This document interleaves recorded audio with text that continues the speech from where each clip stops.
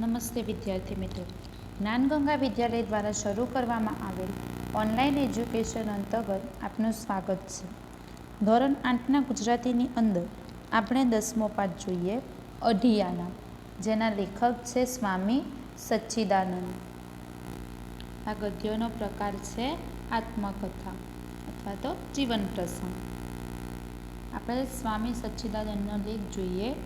પાટણ જિલ્લાના સમી તાલુકાનું મુજપુર ગામ એ સ્વામી સચ્ચિદાનંદનું વતન. હાલ તેઓ પેટલાદ નજીક દંતાલી પાસે ભક્તિનિકેતન આશ્રમ સ્થાપીને લોક કલ્યાણની અનેકવિધ પ્રવૃત્તિઓ કરી રહ્યા છે. તેઓ આપણા આધુનિક યુગના ક્રાંતિકારી વિચારો ધરાવનાર સંન્યાસી છે. મારા અનુભવો, વિદેશ યાત્રાના પ્રેરક પ્રસંગો, ધર્મ, ચાલો અભિગમ બદલીએ, છેલ્લી ટ્રેન વગેરે પુસ્તકોમાં સમાજ, રાષ્ટ્ર અને માનવ કલ્યાણના પુરસ્કર્તા આ જીવનચિંતકના સ્પષ્ટ અને નિડર વિચારો વેધકતાથી રજૂ થયા છે. આત્મકથાના આ અંશમાં વિદ્યાભ્યાસ માટે લેખકની લગ્ની અને એ માટે એમણે કરેલી મથામણ અને વેઠેલી મુશ્કેલીઓનો પ્રેરણાદાયી ચિતાર રજૂ થયો છે. જિજ્ઞાસા પ્રેરક પ્રસંગકથન અને સંઘર્ષજન્ય પરિસ્થિતિ નિરૂપણને રોચક બનાવે છે. એટલે કે અહીં જે આત્મકથાનો અંશ છે તેની અંદર લેખક અભ્યાસ એટલે ભણવા માટે કેટલી એમને મથામણ થાય છે, કેટલી મુશ્કેલીઓ વેઠવી પડે છે તે અહીં બતાવવામાં આવેલ છે.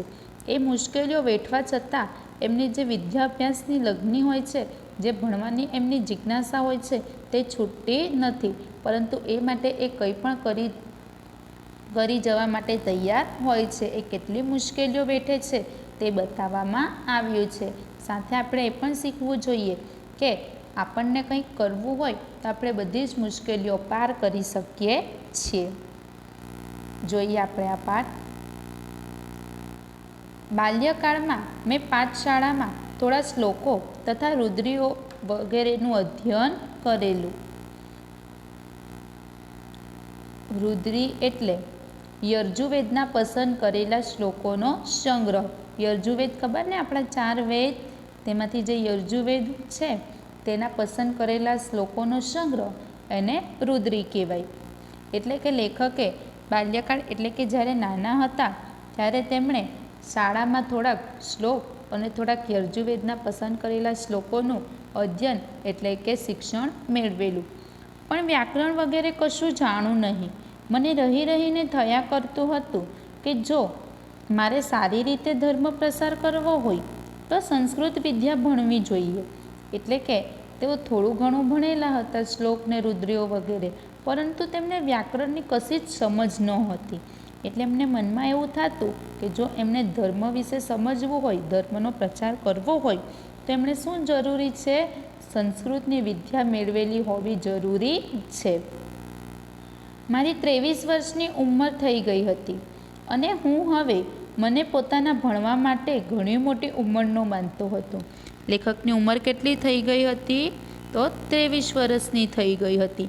તેથી તે શું માનતા હતા કે હવે ભણવાનો સમય ચાલ્યો ગયો છે ને તેમની ઉંમર ખાસી મોટી થઈ ગઈ છે એવું લેખક માનતા હતા. સુરપુરાના 1 મહિનાના નિવાસ દરમિયાન અધ્યયન કરવાના મારા વિચારો પાક્કા થયા. એટલે કે એ માનતા હતા કે તેમની ઉંમર વધી ગઈ છે, વધારે થઈ ગઈ છે. તે છતાં જ્યારે એ સુરપુરા ગામમાં રહેતા હોય છે ત્યાં રહીને તેમને અધ્યયન એટલે કે શિક્ષણ મેળવવાના વિચારો કેવા થઈ ગયા હતા? પાક્કા થઈ ગયા હતા. મારી ઈચ્છા હતી કે હું 1-2 વર્ષ થોડું વ્યાકરણ શીખી લઉં, સંસ્કૃત શ્લોકોને સમજી શકું, એટલે બસ. તેમની ઈચ્છા શું હતી કે હવે 1-8 વર્ષ રહી અને એ શું કરી લે? વ્યાકરણ શીખી લે. સંસ્કૃતના શ્લોકો એમને સમજ પડી જાય તો બસ. મેં સુરપુરામાંથી જ સીધા મથુરા વૃંદાવન જવાનું નક્કી કર્યું. તે ક્યાં જવાનું નક્કી કરે છે? સુરપુરા ગામમાંથી મથુરા વૃંદાવન જવાનું નક્કી કરે છે. મને વિદાય આપવા આખું ગામ હિલોળે ચડ્યું હતું. હિલોળે ચડવું એટલે કે હિલ્લોળવું અથવા કિલ્લોલવું, એટલે કે ખૂબ જ ઉત્સાહિત થઈ જવું અથવા તો દુઃખી થઈ જવું. એટલે સૌની આંખોમાં અશ્રુ હતા, એટલે કે લેખકને વિદાય આપવા આખું ગામ આવી જાય છે અને સૌની આંખમાં શું હતા? આંસુઓ હતા. દર વર્ષે અહીં આવવાનો એવો સૌનો આગ્રહ હતો, એટલે લોકો તેમને વિદાય તો આપે છે, પરંતુ શું કહે છે ગામના લોકો કે દર વર્ષે તેમણે અહીં આવવાનું રહેશે. ધર્મના નામે અસંખ્ય લોકોએ અસંખ્ય અણગમા ઊભા કર્યા હોવા છતાં આજે પણ જો કોઈ નિષ્પૃહ વ્યક્તિ ગામમાં આવી જાય તો લોકો ભાવવિભોર થઈ જતા હોય છે. નિષ્પૃહ એટલે કે જેને કશું જ મેળવવાની ઈચ્છા ન હોય તેવી વ્યક્તિ. એટલે કે આજના સમયમાં લોકોએ ધર્મના નામે ઘણી બધી ખરાબ વસ્તુઓ ફેલાવીને રાખી છે, ગમા અણગમા ઊભા કર્યા છે, પરંતુ તે છતાં પણ જો કોઈ વ્યક્તિ એવી આવી જાય ધર્મનો પ્રચાર કરતી, તો પણ લોકો ભાવવિભોર એટલે કે લાગણીભર થઈ જાય છે.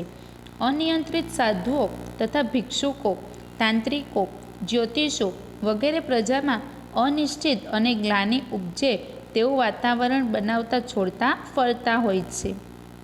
પ્રજામાં અનિશ્ચિત અને ગ્લાનિ કોણ ઉપજાવે છે?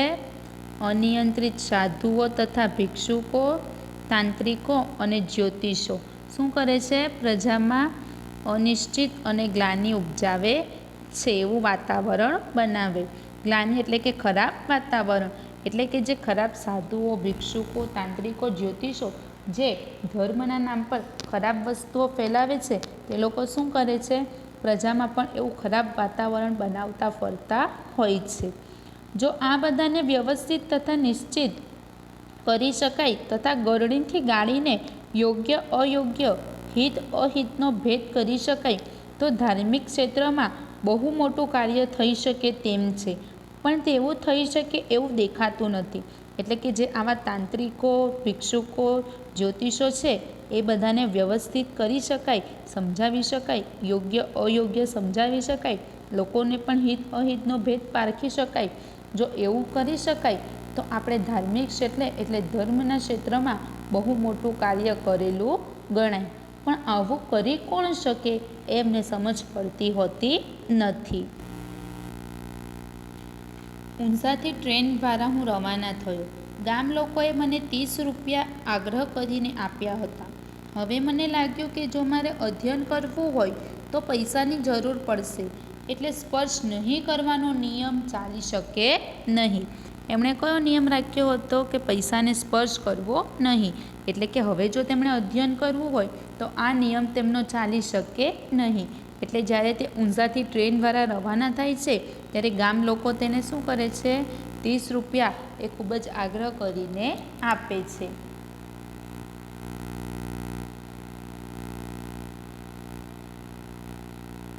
અજમેર રોકાઈને હું મથુરા આવ્યો. અજમેરથી એ ક્યાં આવે છે? મથુરા આવે છે. હું ઉતર્યો હતો તેની સામે જ યમુનાજીનો પ્રવાહ. હું બેઠો બેઠો ઘણીવાર આગંતુક શ્રદ્ધાળુઓને જોતો. આગંતુક એટલે કે નવા આવનાર. તેઓ જમુનાજીને ખૂબ જ પૂજ્ય માનતા. પૂજ્ય માનવા છતાં સ્વચ્છતા જરાય ન રાખતા, ગંદકીનો પાર નહીં. એટલે કે હવે તે અજમેરથી મથુરા આવે છે. હવે જ્યાં ઉતરે છે ત્યાં સામે જ યમુનાજીનો પ્રવાહ વહેતો હોય છે, એટલે યમુના નદી હોય છે. લેખક શું કરે છે? ત્યાં થોડીવાર બેસે છે અને જે આવતા જતા શ્રદ્ધાળુઓ હોય છે તેમને જુએ છે. ત્યાં એ લોકો યમુનાજીને ખૂબ જ પૂજ્ય અને પવિત્ર માનતા હતા, તેમની પૂજા કરતા હતા. હવે આટલું પવિત્ર અને આટલા પૂજ્ય ગણતા હતા, તે છતાંય ત્યાં જરાય સ્વચ્છતા રાખી ન હતી અને ગંદકીનો તો પાર જ નહીં. લોકો બોલતા, જમના મૈયા કે કૃપા છે. મારા મનમાં પ્રશ્નો થતા, આ જલપ્રવાહ પણ કૃપા કરતો હશે? પ્રકૃતિ પૂજનમાં અટવાયેલા માણસોને નથી તો એક બ્રહ્મનિષ્ઠા થતી કે નથી પ્રાકૃતિક સૌંદર્યની પ્રતીતિ થતી. બસ કર આચમન, માર ડૂબકી, કર ઘોંઘાટ અને ધક્કામુક્કી કરીને નીકળ બહાર. ચારે તરફ ગંદકી જ ગંદકી. થઈ ગઈ ધાર્મિકતા, કરી લીધું કલ્યાણ. એટલે કે ત્યાંના લોકો ગંગા મૈયા જમુનાજીને પૂજ્ય માનતા હતા, પરંતુ તે છતાંય તેઓ જરાય સ્વચ્છતા રાખતા નહીં. ગંદકી તો ખૂબ જ ફેલાવીને રાખી હતી. તે લોકો શું બોલતા હતા? જમના મૈયા કી કૃપાશે. એટલે લેખકના મનમાં થતું કે આ લોકો આટલું પૂજ્ય આ જલપ્રવાહને માને છે, આ જલપ્રવાહ કૃપા કરતો હશે, કરે જલપ્રવાહ કૃપા ન કરી શકે. આ કેવા લોકો હોય છે જે ન તો પ્રકૃતિ પૂજનમાં માને છે, નથી તો તેમની એક બ્રહ્મનિષ્ઠા. બ્રહ્મનિષ્ઠા એટલે કે પરમેશ્વર એક જ છે તેવી મનમાં નિષ્ઠા રાખવી. એ લોકો અલગ અલગ ધર્મ માનતા હોય છે કે આ હિન્દુ, આ મુસલમાન, આ ખ્રિસ્તી, એવી રીતે ભગવાન પણ અલગ અલગ માનતા હોય છે. એટલે એ લોકોમાં એક બ્રહ્મનિષ્ઠા નથી કે ભગવાન બધા જ એક છે એવી બ્રહ્મનિષ્ઠા પણ નથી, અને એ લોકોને પ્રાકૃતિક સૌંદર્યની ચિંતા પણ જરાય નથી. એ લોકોને તો બસ ખાલી આચમન કરવાનું, ડૂબકી મારી અને એ જમુના નદીના પાણીને બગાડવાનું, ઘોંઘાટ કરવાનું અને ધક્કામુક્કી કરીને ત્યાંથી નીકળવાનું જ આવડતું હોય છે. અને ચારે બાજુ ગંદકી જ ગંદકી ફેલાવી રાખી હોય તો તેનાથી ધાર્મિકતા થઈ શકે, ધર્મ સચવાઈ શકાય? તેથી કંઈ થાય નહીં. એટલે કહે છે કે જો લોકો આવું જ કરશે તો થઈ રહી ધાર્મિકતા અને થઈ ગયું કલ્યાણ. થોડા દિવસ મથુરા રહીને હું વૃંદાવન પહોંચ્યો. નાની ગાડીમાંથી જ મને એક મોટો આશ્રમ દેખાયો. હવે એ થોડા દિવસના વૃંદાવનમાં રહે છે અને ત્યાંથી ક્યાં જાય છે? એ નાની ગાડીમાં મથુરા રહી અને તે વૃંદાવન જાય છે. વિદ્યાર્થી મિત્રો, અહીં આપણે પણ સમજવાનું છે આ પેરેગ્રાફની અંદર કે આપણે પણ ધર્મના નામે ખોટી વસ્તુ ફેલાવવાની નહીં. જો આપણે કોઈ વસ્તુને પૂજ્ય માનતા હોઈએ તો ત્યાં જઈને એની ગંદકી કરવાની નહીં. જો આપણે ગંદકી ન ફેલાવી અને ત્યાં સાફ સફાઈ રાખીશું તો ભગવાન એમ પણ પ્રસન્ન થઈ જશે. ભગવાન પણ પ્રસન્ન થશે અને આપણી પ્રકૃતિ પણ બચી રહેશે. આપણે ધર્મના નામે પ્રકૃતિને નુકસાન પહોંચાડવું જોઈએ નહીં. એટલે હવે શું થાય છે કે લેખક થોડા દિવસ મથુરામાં રહી અને વૃંદાવન પહોંચે છે. ત્યાં નાની ગાડીમાંથી જ તેમને એક મોટો આશ્રમ દેખાય છે. નામ પણ ઘણા મોટા અક્ષરોએ લખ્યું હતું, શ્રોત મુનિ આશ્રમ. આશ્રમનું નામ શું હોય છે? એમને ગાડીમાંથી કયો આશ્રમ દેખાય છે? શ્રોત મુનિ આશ્રમ. મેં નક્કી કર્યું કે સ્ટેશને ગાડી ઊભી રહેશે પછી આ જ આશ્રમમાં રહેવા ભણવા જઈશ. એટલે લેખકને ગાડીમાંથી જ આશ્રમ દેખાય છે, શ્રોત મુનિ આશ્રમ. એટલે નક્કી કરી લે છે કે જે બી ગાડી ઊભી રહી એટલે એને રહેવા અને ભણવા માટે આ શ્રોત મુનિ આશ્રમમાં જશે. નિર્ણય પ્રમાણે રેલવે સ્ટેશનથી આવ્યો તથા મારી વાત જણાવી કે મારે સંસ્કૃત ભણવું છે, મને રહેવાની તથા ભણવાની સગવડ અહીં મળી શકશે? એટલે કે હવે તેમણે નક્કી કર્યું હોય છે તે રીતે એ ગાડી ઊભી રહી ત્યાર પછી ત્યાં આશ્રમમાં જાય છે અને પોતાની વાત જણાવે છે કે એમને સંસ્કૃત ભણવું છે, તેથી આ આશ્રમમાં તેમને રહેવાની અને ભણવાની સગવડ મળી રહેશે ખરી? આશ્રમના વ્યવસ્થાપક સ્વામીજીએ કહ્યું कि हमारे पंडित जी आपको पढ़ने देंगे लेकिन रहने की जगह नहीं है. એટલે શું કહે છે આશ્રમના સ્થાપક કે તેમના સ્વામીજી એમને ભણવા તો દેશે અહીં, પરંતુ અહીં રહેવા માટે જગ્યા નથી. મેં પૂછ્યું કે તો કોઈ બીજી જગ્યા હોય તો બતાવો. એમણે મને દૂર આવેલા પરમહંસ આશ્રમનું નામ આપ્યું અને ત્યાં જવા સૂચન કર્યું. સાથોસાથ લઘુ કૌમુદી લઈને આવતીકાલે ભણવા આવી જવા પણ સૂચવ્યું. લઘુ કૌમુદી એટલે કે સંસ્કૃત ભાષાના વ્યાકરણ શીખવાનું પુસ્તક. એટલે કે હવે સ્થાપક જે આશ્રમના વ્યવસ્થાપક હોય છે એ શું કહે છે કે સ્વામીજી તમને ભણવા તો દેશે પરંતુ અહીં રહેવા માટે જગ્યા નથી.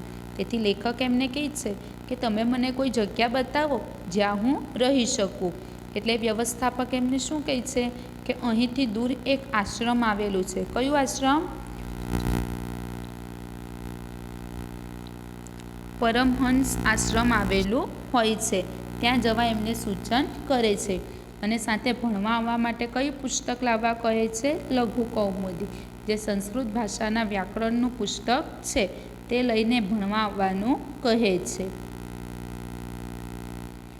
વિશાળ આશ્રમના બંધ પડેલા 50 રૂમોને જોતાં જોતાં હું બહાર નીકળ્યો અને પરમહંસ આશ્રમ જતાં પહેલાં લઘુ કૌમુદી ખરીદી લેવા બજારમાં ગયો.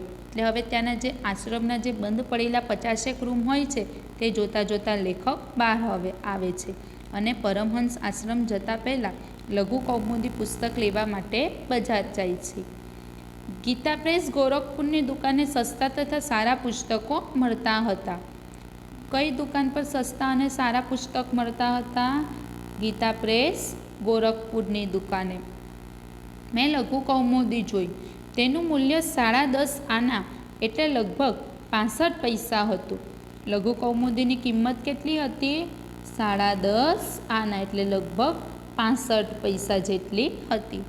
મારી પાસે માત્ર 8 જ આના બચ્યા હતા. લેખક પાસે કેટલા પૈસા હતા? 8 જ આના હતા. અને આ પુસ્તક કેટલાની હતી? 10.5 આનાની હતી. એટલે એમને 2.5 આના એટલે 15 પૈસા હવે લાવવા ક્યાંથી? કેમ કે એમની પાસે તો ફક્ત 8 આના જ હતા. બરાબર. એટલે કે હવે 2.5 આના એ ક્યાંથી લાવે? તેથી તે નિરાશ થઈ જાય છે. પુસ્તક પાછું આપ્યું. સંસ્કૃત ભણવાની તીવ્ર તાલાવેલી હતી. હવે શું કરવું? લગભગ 1.5 માઇલ દૂર પરમહંસ આશ્રમે પહોંચ્યો. એટલે કે હવે નિરાશ થઈને પુસ્તક મૂકી દે છે. પરંતુ તેમના મનમાં જે જિજ્ઞાસા હતી, સંસ્કૃત ભણવાની તાલાવેલી હતી, તે જતી નથી. એટલે તે વિચારે છે કે હવે શું કરવું? એમ કરી એ 1.5 માઇલ જેટલા દૂર પરમહંસ આશ્રમ આવેલું હોય છે ત્યાં પહોંચે છે. પરમહંસ આશ્રમ એટલે જેને કોઈ આશ્રમમાં સ્થાન ન મળે તેને માત્ર ઉતરવાની જગ્યા. પરમહંસ આશ્રમ એટલે શું? કે જેને કોઈ જ સ્થાને રહેવા માટે જગ્યા ન મળે તેને ફક્ત રહેવા માટેની આ જગ્યા છે. ત્યાં પાણી પીવાના કૂવા સિવાય બીજી કોઈ સગવડ નહીં. અન્ન ક્ષેત્રમાં ભોજન કરો અથવા ભૂખ્યા રહો. અહીં પોતાનું પાથરણું પાથરીને સૂવો અને કૂવાનું પાણી પીવો. ત્યાં કેવી વ્યવસ્થા હતી? ખાલી પાણી પીવાના કૂવા સિવાય બીજી કોઈ સગવડ નહોતી. બહાર અન્ન ક્ષેત્રમાં ભોજન કરવાનું અથવા તો ભૂખા રહો. ત્યાં પાથરણું પણ પોતાનું પાથરી અને કૂવાનું પાણી પીને રહેવાનું હતું. માત્ર એક લંગોટી લગાવીને જ રહેતા સ્વામી બીરગિરીજી તેનું સંચાલન કરતા. પરમહંસ આશ્રમનું સંચાલન કોણ કરતા હતા? સ્વામી બીરગિરીજી. માણસ બહુ જ સારા, ભલા અને સમજુ. અને થોડી પૂછપરછ કરીને પછી એક ખુલ્લી રવેશીમાં આસન લગાવવા કહ્યું. રવેશી એટલે પરસાળ. એટલે કે હવે તેમની સાથે સ્વામી બીરગિરીજી સાથે લેખક વાત કરે છે થોડી ઘણી. ત્યાર પછી એમને શું કહે છે? બહાર જે ખુલ્લી રવેશી પરસાળ હોય છે ત્યાં આસન લગાવવા કહે છે. અહીં રસોડું ન હતું એટલે જમવાનો તો પ્રશ્ન જ ન હતો. હું મારું જ પાથરણું પાથરીને બેઠો અને ચિંતામાં પડી રહ્યો. હવે ત્યાં ભોજનની પણ કોઈ સગવડ હતી નહીં. તેથી જમવાનો તો વાત જ નહીં. એટલે એ પોતાનું જ પાથરણું પાથરી અને ત્યાં ચિંતામાં પડી રહી છે. આવતીકાલથી ભણવાનું શરૂ કરવું છે. પણ લઘુ કૌમુદી વિના કેમ ભણાશે? 2.5 આના ક્યાંથી લાવવા? વાતાવરણ અજાણ્યું હતું. કોઈની પાસે કશી વાત કરી શકાય તેમ ન હતી. શું કરવું? કેટલોક સમય ગમગીન રહ્યા પછી ચમકારો થયો. એટલે હવે લેખક ત્યાં પોતાનું પાથરણું પાથરી અને વિચાર્યા કરતા હોય છે કે હવે કાલથી તો ભણવાનું શરૂ કરવાનું છે. પરંતુ તે માટે લઘુ કૌમુદી પુસ્તક આવશ્યક છે. અને એ તો 10.5 આનાનું છે. લેખક પાસે કેટલા પૈસા હતા? ફક્ત 8 આના જ હતા. 2.5 આના લાવવા ક્યાંથી? અહીં તો લોકો અજાણ્યા છે. કોઈને કંઈ કહી શકાય તેમ પણ નથી. એમ તે વિચાર કરતા હોય છે. ત્યાં જ એમને ચમકારો થાય છે, એક વિચાર આવે છે. વૃંદાવનના મુખ્ય મંદિર બિહારીજીના દર્શન કરવા જા અને કોઈ સજ્જન દેખાય તો 2.5 આના માંગ. કોઈ તે જરૂર આપી દેશે. એટલે કે એમના મનમાં વિચાર આવે છે કે જે વૃંદાવનનું મુખ્ય મંદિર હોય છે, વૃંદાવનનું મુખ્ય મંદિર કયું હોય છે? બિહારીજીનું મંદિર. એટલે એમને મનમાં વિચાર આવે છે કે વૃંદાવનના મુખ્ય મંદિર બિહારીજીના દર્શન કરવા જા અને ત્યાં તને કોઈ સારું વ્યક્તિ દેખાય તો તેની પાસેથી 2.5 આના માંગે લેજે. જો કોઈ સારું હશે તો તને જરૂર આપી દેશે. એવો તેમના મનમાં વિચાર આવે છે. બીરગિરીજીને કહીને હું નીકળ્યો પાછો વૃંદાવન જવા. હવે તે ક્યાં જાય છે? ફરીથી બીરગિરીજીને કહી અને વૃંદાવન જવા આવે છે. સામે આવતી પ્રત્યેક વ્યક્તિને હું આશા અને લાલચભરી દ્રષ્ટિથી જોતો. કદાચ આ માણસ મને અઢી આના આપે પણ માંગવાની હિંમત ના ચાલે. કદાચ ના પાડશે તો, કદાચ અપમાન કરશે તો. એટલે હવે ત્યાંના સ્વામીને કહે છે અને ત્યાંથી વૃંદાવન આવવા નીકળે છે. હવે ત્યાં જતાં જતાં સામે જે વ્યક્તિ આવે તેને આશાની નજરથી જુએ છે. એટલે કે કદાચ એ વ્યક્તિ એને પૈસા આપી શકે એવી નજરથી એને જુએ છે. પરંતુ તેમને કોઈની પાસે માંગવાની હિંમત થતી નથી. કેમ? કારણ કે કદાચ કોઈ ના પણ પાડી દે અથવા તો કોઈ કદાચ એનું અપમાન પણ કરે, એમ વિચારીને એમને માંગવાની હિંમત થતી નથી. માણસમાં જ્યારે યાચના વૃત્તિ જાગે ત્યારે તેનું તેજ, ખુમારી અને વ્યક્તિત્વ ઢીલું ઢસ જેવું થઈ જાય છે. તેનો મને પ્રતિક્ષણ અનુભવ થવા લાગ્યો. યાચના વૃત્તિ એટલે કે માંગવું, ભિક્ષા માંગવી. એટલે કે આપણા મનમાં જ્યારે કોઈની પાસે કંઈ માંગવાની વૃત્તિ જાગૃત થઈ છે ત્યારે આપણું તેજ, ખુમારી કેવી થઈ જાય છે? ઢીલી થઈ જાય છે. એવો જ અનુભવ કોને થતો હોય છે? લેખકને થાય છે. લગભગ 1.5 માઇલના રસ્તા ઉપર કેટલાય માણસો સામે મળ્યા. મેં સૌને નિહાળ્યા પણ કોઈની પાસે અઢી આના માંગી શક્યો નહીં. એટલે હવે એ 1.5 માઇલના રસ્તા ઉપર લેખકને કેટલા માણસો મળે છે, તે છતાં એ કોઈની પાસે પૈસા માંગી શકતા નથી. બિહારીજીનું મંદિર હવે નજીક આવી ગયું હતું. મને થઈ ગયું કે હું અઢી આના માંગી શકીશ નહીં અને પુસ્તક વિના ભણી શકીશ નહીં. નિરાશા વધી ગઈ હતી. એટલે હવે મંદિર પણ નજીક આવી ગયું હતું. લેખકના મનમાં શું થતું હોય છે કે હવે કોઈની પાસે પૈસા માંગી શકશે નહીં અને જો પૈસા નહીં હોય તો એ લઘુ કૌમુદી પુસ્તક પણ ખરીદી શકશે નહીં અને તેના વગર તો અભ્યાસ તો કરી શકાય નહીં. એટલે એમની નિરાશા વધતી જ જાય છે. તેવામાં મારી દ્રષ્ટિ રોડ ઉપર બેસીને ટોપલામાં ફરો વેચતા એક માણસ ઉપર ગઈ. કોઈ અગમ્ય પ્રેરણાથી હું તેમની પાસે ગયો. અગમ્ય એટલે કે ન સમજાય તેવી. ન સમજાય તેવી. એમને નહોતું જ જવું એની પાસે, તે છતાંય એની પાસે જાય છે. એવી એમની અગમ્ય પ્રેરણાથી ક્યાં જાય છે? ત્યાં રોડ ઉપર બેસીને જે ટોપલામાં ફળ વેચતો હોય છે એ માણસ પાસે જાય છે. મારી હથેળીમાં રાખેલા 8 આના તેને બતાવ્યા અને કહ્યું, મારે એક સંસ્કૃત પુસ્તક જોઈએ છે. અઢી આના ખૂટે છે. જો તમે મને આપશો તો હું તમને જ્યારે મને મળશે ત્યારે પાછા આપી દઈશ, પણ જો નહીં મળે તો નહીં આપો. એટલે કે તેની પાસે જાય છે, ફળવાળા પાસે, અને એને 8 આના બતાવે છે અને કહે છે કે તેમને એક સંસ્કૃત પુસ્તક લેવાનું છે અભ્યાસ માટે, પરંતુ તે માટે તેમને અઢી આના ખૂટે છે. જો તે એમને આપશે તો જ્યારે લેખક પાસે આવશે ત્યારે એને પરત કરી દેશે, પણ જો નહીં મળે લેખકને પૈસા તો એ નહીં આપે એવું એમને કહે છે. કશો જ વિચાર કર્યા વિના તેણે મને તરત જ અઢી આના આપી દીધા. મારા આનંદનો પાર ન હતો. મને થયું નરસિંહ મહેતાની હુંડી ભગવાને આવી જ રીતે સ્વીકારી હશે. એટલે ફળવાળો કંઈ જ વિચાર નથી કરતો, એ તરત જ એને અઢી આના આપી દે છે. એટલે હવે લેખકને અઢી આના કોની પાસેથી મળે છે? ફળના ટોપલાવાળા પાસેથી મળે છે. એટલે લેખક તો ખૂબ જ ખુશ થઈ જાય છે અને વિચાર કરે છે કે જે નરસિંહ મહેતા ભક્ત છે એમની હુંડી એટલે એમનું આપેલી વસ્તુ પણ ભગવાને આવી રીતે જ સ્વીકાર કરી હશે. હવે તે ઝડપથી દોડીને ગીતા પ્રેસ ગોરખપુરની દુકાનમાં જાય છે. દુકાન બંધ જ થઈ રહી હોય છે. દુકાનદારે મને પુસ્તક આપ્યું અને એ ત્યાંથી એ પુસ્તક લે છે. જાણે સ્વર્ગનો ખજાનો મળી ગયો હોય તેટલા હરખથી હું પાછો ફર્યો. હવે દુકાનમાંથી એ પુસ્તક લઈ અને એમને સ્વર્ગનો ખજાનો એટલે કે ધનનો ભંડાર મળી ગયો હોય તેટલી જ ખુશીથી એ પાછા આવે છે. હું મૂર્તિ પૂજામાં બહુ માનતો નહીં, તેમ છતાં કોઈ વાર પ્રસિદ્ધ મંદિર વગેરે હોય તો દર્શન કરવામાં પણ બાધ માનતો નહીં. એટલે કે લેખક શામાં નહીં માનતા હોતા કે એ મૂર્તિ પૂજા એટલે કે ભગવાન એ બધાની પૂજા એવું કરવામાં કે મૂર્તિને પૂજવામાં એ વધારે માનતા નહીં, પરંતુ જતા હોય અને કોઈક પ્રસિદ્ધ મંદિર દેખાય તો એના દર્શન કરી લેવાનું પણ એ છોડતા નહીં. બિહારીજીના દર્શન કરીને દિવસ આથમ્યા પછી આશ્રમમાં આવ્યો. હવે એ ત્યાંના બિહારીજીના મંદિરના દર્શન કરે છે અને દિવસ આથમે ત્યારે ત્યાં આશ્રમમાં પરત આવે છે. આશ્રમને બંધ કરવાનો દરવાજો હતો જ નહીં, તેમ વીજળી પણ હતી નહીં, એટલે કોઈને કાંઈ કહ્યા વિના ચૂપચાપ પોતાના આસને જઈ બેસી ગયો.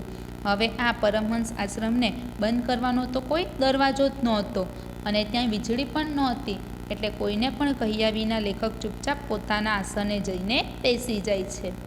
મને બરાબર યાદ છે કે 1 મહિના સુધી મારી પાસે કશું આવ્યું જ નહોતું અને 1 મહિના પછી 1 રૂપિયો મળ્યો હતો, જેમાંથી 2.5 આનાનું દેવું મેં તરત જ ચૂકવી દીધું હતું.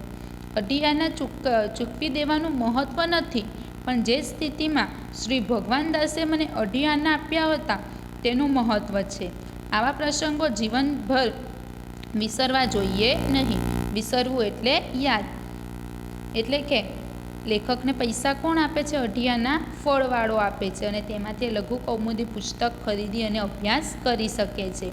હવે એ પછી લેખકને બરાબર યાદ હોય છે કે એમને ક્યાં સુધી પૈસા નહોતા મળ્યા. 1 મહિના સુધી એમને 1 રૂપિયો પણ મળ્યો હોતો નહીં અને ત્યાર પછી એમને 1 રૂપિયો મળે છે, જેમાંથી એ ફળવાળાને 2.5 આના પરત આપી દે છે અને એમનું 2.5 આનાનું દેવું ચૂકતો કરે છે. હવે આ કિંમત કંઈક વધારે નહોતી, જો ન આપતે તો પણ ચાલતે, પરંતુ લેખક જ્યારે કપરી પરિસ્થિતિમાં હતા, મુશ્કેલી પરિસ્થિતિમાં હતા, ત્યારે કોઈ મદદ નહોતા કરતા, ત્યારે એ વ્યક્તિએ, એ ફળવાળાએ કંઈ પણ વિચાર કર્યા વિના એક અજાણી વ્યક્તિની મદદ કરી હતી. એ જે પરિસ્થિતિમાં મદદ કરી હતી તે મહત્ત્વનું હતું એવું વિચારી અને લેખક તેના 2.5 આના એને પરત કરી દે છે.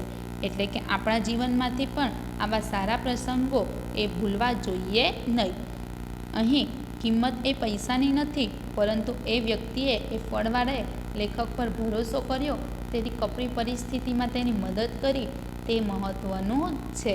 એટલે આપણી પાસે પણ કોઈક મદદ માંગવા માટે આવે તો આપણે પણ તેની મદદ કરવી જોઈએ. અને આમાંથી આપણને 2 વસ્તુ શીખવા મળી. એક તો બીજાની મદદ કરવાનું અને બીજું શું કે આપણને કોઈ વસ્તુ શીખવાની જિજ્ઞાસા હોય, ધગશ હોય તો આપણે કોઈ પણ કપરી પરિસ્થિતિને પાર કરી શકીએ છીએ, પરંતુ આપણે એ માટે આપણા મનમાં જિજ્ઞાસા અને કંઈ પણ કરી છૂટવાની એવી ધગશ હોવી જોઈએ. બરાબર. તો હમણાં આપણું મુખ્ય કર્તવ્ય શું છે? તો આપણે સારી રીતે અભ્યાસ કરવાનો. બરાબર. સમજ પડી ને પાઠ? ચલો, થેન્ક યુ.